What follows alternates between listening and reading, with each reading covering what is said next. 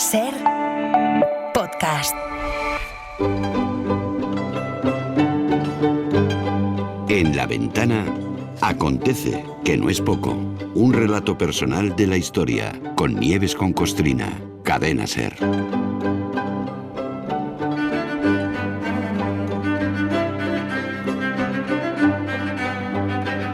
Hola Nieves, buenas tardes.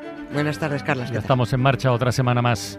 Arrancando. Oye, ya falta menos para que se cumplan 50 años de la muerte de Franco, concretamente 10 días. Y por cierto, este próximo 20N, como es especial, como es una cifra así muy redonda y están todos los actos relacionados con el fin de la dictadura, el advenimiento de la democracia y tal, ese día en La Ventana creo que vamos a emitir algo muy especial también, pero ya lo iremos contando. Uh-huh. A lo que vamos hoy en este Acontece que no es poco es a repasar un episodio muy interesante. ¿A por qué el Museo del Prado se libró de los bombardeos brutales que ordenó Franco sobre Madrid? A ver qué sabemos de esto, Nieves. Pues venga. Empiezo un poquito a degüello. El dictador Francisco Franco siempre evitó dañar el Museo del Prado durante los indiscriminados bombardeos de Madrid en octubre y noviembre de 1936, en la batalla que este canalla creía que iba a ser la operación definitiva para tumbar el gobierno de la República tras el fracaso de su golpe de Estado. También fracasó en esto de rendir Madrid, porque Madrid no se rindió hasta casi 3 años después, tras la guerra que provocó Franco y que dejó cientos de miles de muertos, represaliados y asesinados. Yo sé que soy muy cansina y redundante con estas referencias, pero es que... Bueno, hay que darlas, ¿no? Yo creo que es lo que toca y no me importa aburrir. Aquí no hubo una guerra civil que surgió como una seta. Aquí no hubo una guerra entre hermanitos. Aquí no hubo unos españoles provocando a otros. Aquí hubo unos militares asesinos y una aristocracia, incluidos Borbones, que avergüenzan a este país, que dieron el golpe de Estado o apoyaron el golpe de Estado. Que ese golpe de Estado fracasó, que el fracaso provocó una guerra que duró 3 años, guerra que ganaron los militares traidores a la patria porque les ayudaron los nazis de Adolfo Hitler y los fascistas de Mussolini, y así pudieron instalar una dictadura criminal que duró 40 años. Esta es la secuencia real de los hechos. Aquí no eso de sufrimos una guerra, no, la guerra la provocaron. Dicho lo cual, a lo que vamos hoy es a recordar el momento en el que el gobierno de la República empezó a poner a salvo las obras del Museo del Prado, sacándolas de Madrid para evitar la destrucción de la más valiosa colección de pinturas de Europa. Porque por poca intención que tuviera Franco de bombardear el Prado, lo bombardeó y algún pepinazo cayó.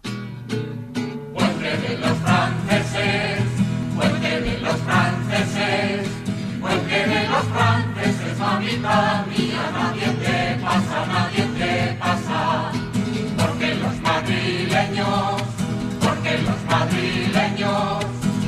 los madrileños, mamita mía, que bien te guardas. Oye, que Franco no tuviera intención de dañar el Museo del Prado, ¿hay que atribuirlo a algún tipo de sensibilidad artística por su parte o no? ¿O no tenemos que llamarnos a engaño con esto? Nada, no. Sensibilidad artística, ya lo hemos hablado muchas veces de él.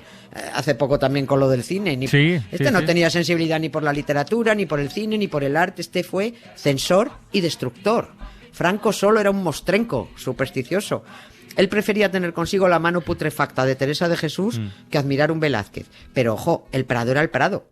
Y si Franco quería quedarse con este país, también querría seguir presumiendo de la mejor pinacoteca del mundo, ¿no?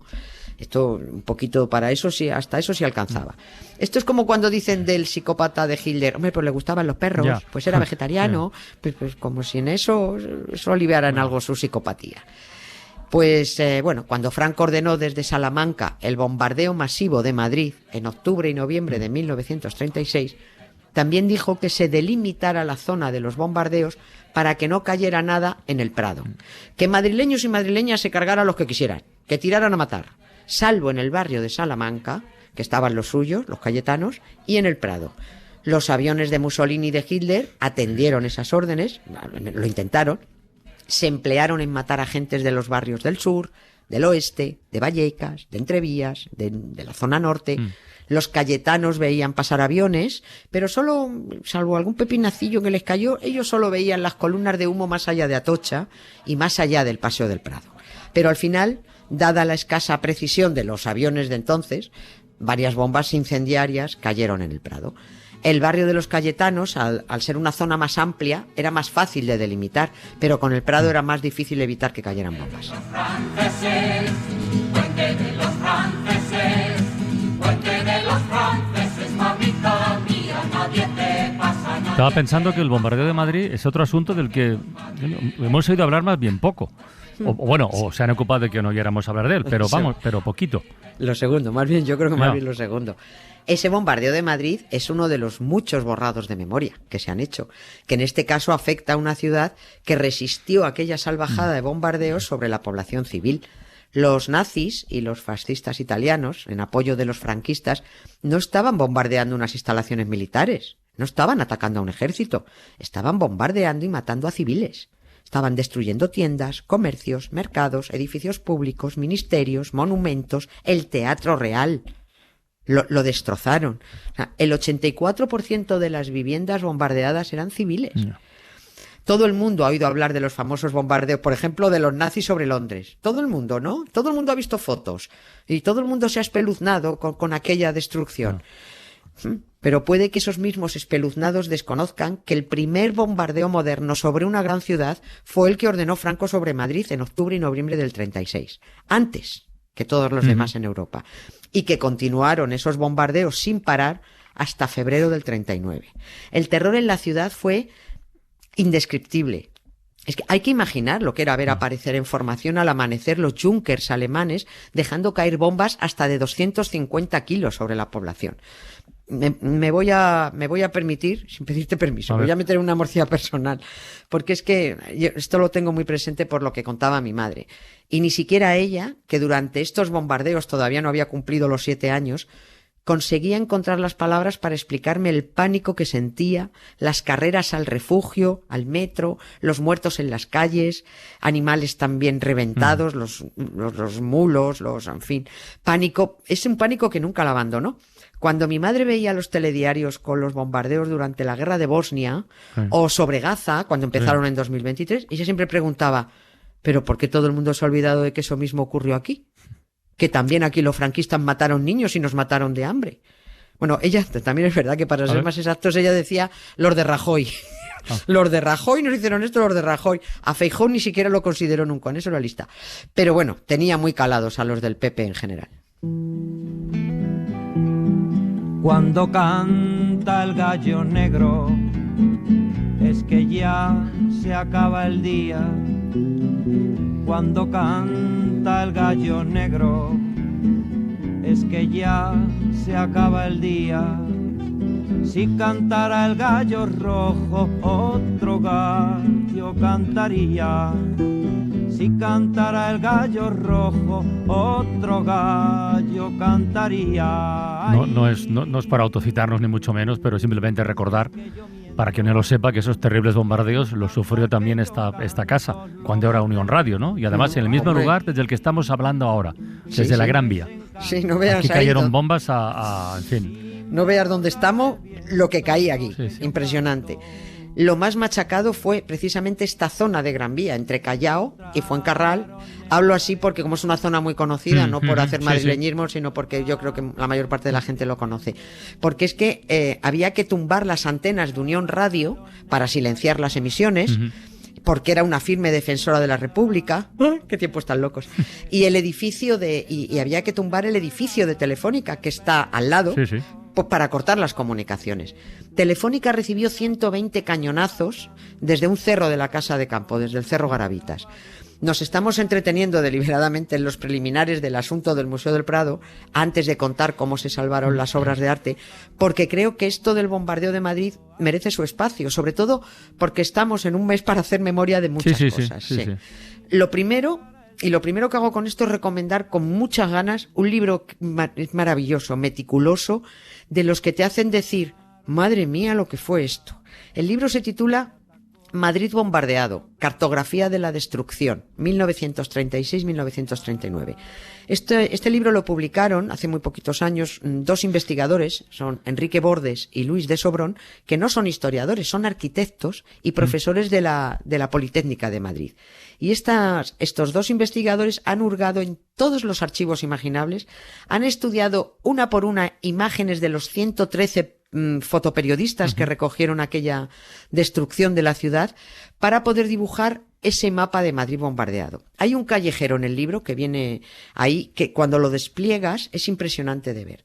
Fueron 2.200 edificios afectados por los bombardeos. Contando solo los de Madrid capital, digamos como dentro de la M30, sí, para entendernos. Lo que se ha podido documentar, ¿no? Sí, y solo lo que han podido documentar, claro, sí. aunque se sabe que fueron muchísimos más.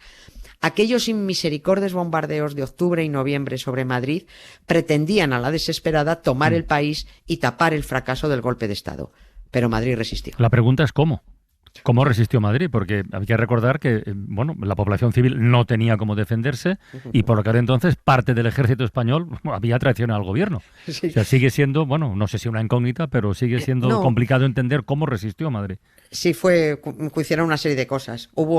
Primero hubo una buena defensa organizada por el general Miaja y el teniente coronel Rojo. Esto es una cosa que se recoge en la obra que hemos visto, esa de 1936 de Andrés Lima. Y porque en aquel octubre llegaron las brigadas internacionales y empezó también a entrar material ruso. Por eso se pudo resistir. En esas brigadas internacionales, mira, lo mismo le vamos a dar otro disgusto a Feijóo, que seguro que no lo sabe porque no tiene ni repajolera idea de quién era. Uno de esos brigadistas internacionales, fue el gran escritor George Orwell, el que escribió 1984, en 1949, eso. Alberto. Orwell se sumó como brigadista para luchar contra los de Feijóo en diciembre del 36, pero en Barcelona, un poquito más tarde que del momento que estamos contando. A lo que íbamos era que esta era la terrible situación de Madrid, con todos los madrileños dentro, cuando Manuel Azaña, presidente de la República, ordenó el traslado de 1.000 y pico cuadros del Museo del Prado para ponerlos a salvo. El recorrido de estas obras fue de locos. De Madrid a Valencia, de Valencia a Figueras, de Figueras a Peralada, a Perpiñán y por fin a Ginebra. Españoles, salís de vuestra patria después de haber luchado contra la invasión,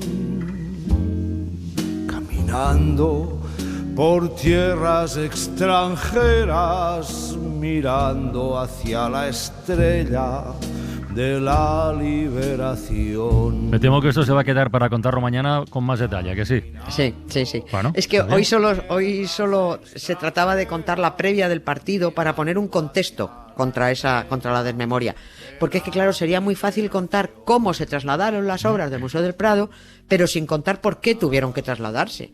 Que eso es lo que pretenden los que siguen intentando borrar la memoria, la historia y la verdad.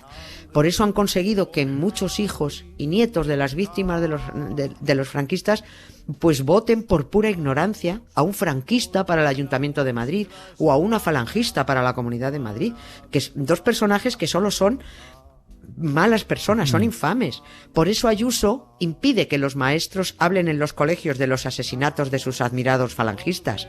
Y por eso el orgulloso fascista José Luis Martínez Almeida, que decía, seremos fascistas pero sabemos gobernar, ordenó cerrar nada más llegar a la Alcaldía de Madrid la Oficina Municipal de Derechos Humanos y Memoria, para impedir que nadie fuera a preguntar por nada. ¿Qué clase de vergonzosos dirigentes hay en Madrid que desprecian la memoria de los madrileños y las madrileñas? Que más que dar vergüenza a su servidumbre ideológica a unos criminales, da asco. También hubo otros museos en el mundo que ante ataques enemigos pusieron a salvo sus obras de arte, como hicieron los franceses con el Louvre cuando atacaron París los nazis.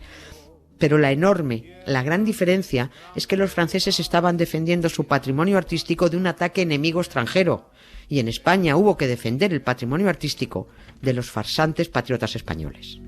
Camaradas caídos en la lucha, que disteis vuestra sangre por la libertad, os juramos volver a nuestra España para vengar la afrenta de la humanidad. Mañana seguimos, Nieves. Mañana más. Aquí te espero. Un beso. Adiós. Un beso. Gracias, Carla. Chao. Nuestra España para no perderte ningún episodio, síguenos en la aplicación o la web de la SER, Podium Podcast o tu plataforma de audio favorita.